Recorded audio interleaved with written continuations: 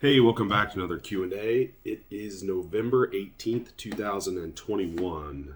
We are almost at the end of the year. Let's see what we have over here on Instagram. All right. First question, is there a threshold or carb cap when trying to maintain a lower fasted BG readings? Currently reversing up my carbs. The short answer to that would be no. Rather than thinking of total carbohydrate intake, it's going to be more so time in the surplus, how large is the surplus, and then, of course, like environmental factors, stress, sleep, inflammation, things like that. So no particular macronutrient's probably going to make you more insulin resistant versus another. Aside maybe protein's a little harder to convert. But being in a surplus for extended period of time is going to cause insulin resistance at some point. Your fasting BG is eventually going to go up when you're in a surplus. Not like it will at some point, right? And of course there are other outside factors in there, but general idea would be to keep the surplus minimal, right? Enough to grow, not so much that you have a lot of excess that's not being utilized in the blood. And then use macronutrients that you feel best with. Carbohydrate and fat could potentially either directly or indirectly make your blood glucose go up, causing insulin resistance over time, right? It's not that one or the other is necessarily bad. It's just that you're in a surplus. So eventually that excess that's, trying to build tissues, whether it's adipose, muscle, will cause insulin resistance or will cause your BG to go up. So no, not a threshold. It's just, don't go in too large of a surplus. And obviously it's going to be more of just a time thing. Eventually your BG is going to go up at some point. What dose is L-Carn a problem? Any thoughts on FFA dumping being a concern? That's difficult to say because, the thing we got to remember about L-Carnitine is we have, stores of L-Carnitine in the body. So when we're supplementing with it, the idea would be that we're maintaining those, those storages that we have. I would say that as you get older, those might be depleted. I don't know how strong the evidence is there, maybe a little bit, but I do notice it seems to work better on people that are a little bit older. Okay. And then beyond that, not really any concern of toxicity or anything like that. It's more so I would be kind of concerned with like the TMAO effects of that and cardiovascular health. You might want to look into that, cardiovascular, kidney health. But again, I don't see that there would be any advantage to keep using more and more, because once you probably reach that saturation point, you probably aren't going to gain much additional advantage by using more. I don't really think that there's keep continuing to dump more, that you'll be able to burn more fat or whatever. So no, there's different dosaging methods.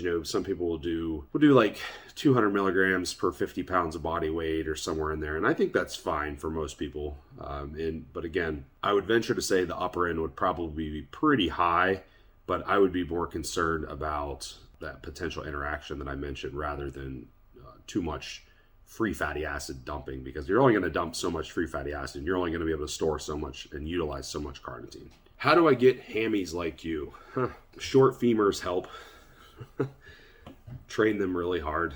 I've always had a better lower body, so that's obviously training it very hard and variety of exercises, but at the end of the day, heavy weights, hard training, that's where those have come from.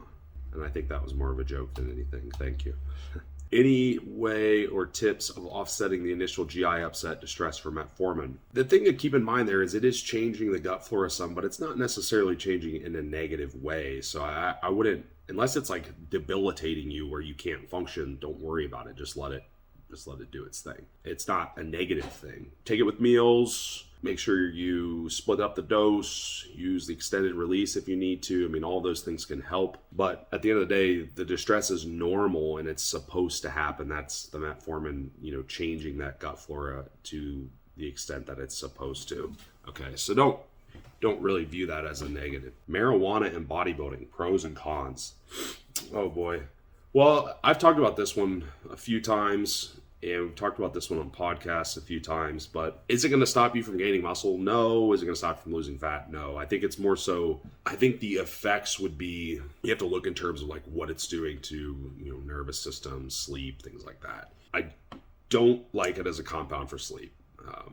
You can find literature on showing that it worsens sleep quality. I've seen it over and over and over again using tracking devices like Whoop and Aura and all these things. I see it all the time. And I've had plenty of people that have stopped using it and improved their sleep. Where the mistake comes in is that it does calm people down a lot of the time, so it allows them to get to sleep, so that then they see that as like, oh, it's a sleep aid, when really, no, it's kind of like just helping you get to sleep because you have racing thoughts or anxiety or whatever it is. So those issues are probably caused by something else, either routine, chemical, whatever it is.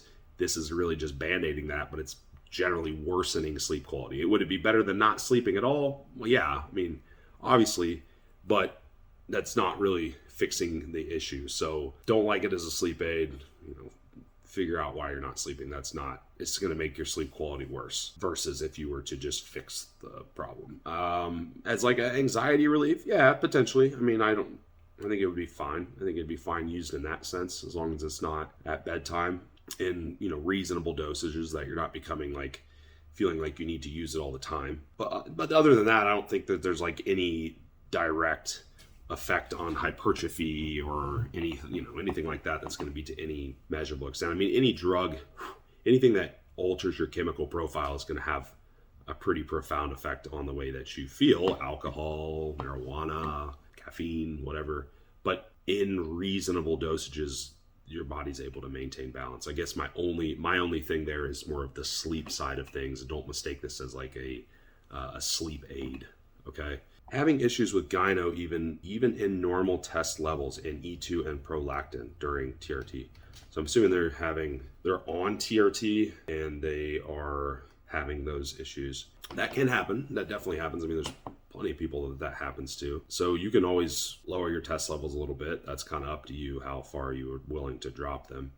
But also estrogen detox pathways. So is it having more of a toxicity effect via the detoxification pathways? That might be something to consider. If you're having those issues chronically, you may want to get something like the Dutch test, the sex hormone profile done, and see what's happening to detoxification. And that'll, see what that estrogen's actually doing rather than just what the total level is. And then also, if you were somebody that perhaps had gynecomastia during puberty and the glands are already, and the tissue's already kind of there and the glands are very sensitive, then that's tough. I mean, those people are pretty susceptible to flare-ups, and it's tough for them to fight through that without just getting it removed and getting the gland cut out. Unfortunately, that's just kind of the reality of the situation, but I definitely look into the estrogen detoxification pathways via a Dutch sex hormone profile and see what that looks like. And that can change this kind of gyno situation for sure. Any downsides with excessive vitamin E consumption? When consuming 5 to 6 omega-3 pills every day for a prolonged period, 600 to 700% of RDA, excluding dietary sources. RDAs, a lot of people will consider pretty low based on our actual needs. So, you got to remember, a lot of these things are based on like not getting diseases, like not having like vitamin C deficiency and getting like rickets or whatever. So that's not to say that you certainly couldn't go over, that some people's needs aren't higher. In general, no, not really any. The only thing that I know of off the top of my head is some of the interactions with coagulation in the blood and vitamin E, so you can look into that. But I don't believe there's any known toxicity in high dosages. Of course, I'm sure at some point you could have toxicity if you took some like absurd amount of it, but that's not that amount. So toxicity profile, very, very low. It would be lower than something like vitamin A, which in the retinol form would perhaps be pretty toxic to some people, versus like even beta carotene form not being as toxic. So no, safety profile is pretty good, probably fine there. If you want to look into those coagulation effects, you can. That's the only thing off the top of my head that rings, that I can recall, but I don't think there's anything else. Krill oil or fish oil for overall health supplementation. What does the research say? Is one better than the other, or both just as good? The fatty acid profile is going to be a little bit different. The krill oil will contain a couple other kind of cofactors, if you will, that might perhaps be beneficial. But I would say overall, I'm not really going to choose one over the other. I think that they're both fine, to be completely honest. I think the biggest thing is that you're choosing an oil that is shelf stable, not easily oxidized, produced in correct manufacturing practices. Because what your problem with any of these essential fatty acid oils is they can get oxidized easily, and you can buy something that's junk and it's already basically getting something that's either rancid or oxidized and is really having the opposite effect of what it's supposed to have. Krill oil is tough because a lot of the krill oils are either A, kind of like faked, they're something else, B, they're really low quality, and krill oil is very expensive. So there are some good brands out there, but there are some pretty bad ones as well. Fish oil, a little bit easier to get a quality product and a little more. There's plenty of bad fish oils and junk fish oils out there too, but a little bit easier. But no, I don't necessarily have a preference one over the other. I work with Morphogen Nutrition, so I generally use Morphomega, which is used as a trademark Novatech, and that's the version of fish oil that they utilize, very shelf stable, which is what I'm looking for personally, is just making sure that the product is fresh and is going to work and is not junk when I'm getting it. That's what I like to use, but there are some good krill oils out there as well. They do, like I said, they do contain a little bit different fatty acid profile and a little bit different cofactors in there too. So, but you can't go wrong with either as long as they're quality. Last one, share your favorite free meal as a closer. Man, I don't know. That's tough. I don't really have a favorite, to be completely honest. Mexican food's pretty good. I'm not like wild about like some pizza or something like that. All that stuff's fine. Steak. Good steak. I mean, stuff like that I genuinely just like. And even Mexican food, like I really like it, but a lot of it's like, of course they use sauces and things, but a lot of it's like rice, beans, meat, stuff like that. So it's not anything super, super crazy, but, and I'm not like super into like the fried taco stuff and things like that. So I don't go too wild about that. Breakfast foods are good. Just depends on what kind of mood I'm in. But again, I don't have like this one thing that I really, really like that I crave. In a lot of weeks, I don't eat free meals. It just depends on what we're doing and what the schedule is. Wendy's is really good, to be honest. I think they have some of the best burgers. People can argue with me all they want. I think they're better than Five Guys. I think they're better than McDonald's. I think they're better than Burger King. I think they're better. I've never been to In-N-Out. I'm East Coast. Well, not East Coast, but mid. Where I'm at. I'm in Ohio. So, but I think Wendy's have some of the best burgers. Just plain old, I get burger, chili, baked potato. I think it's delicious. So I'm boring. Sorry. That's it for this week. I appreciate everyone's questions, and we will talk to y'all next time.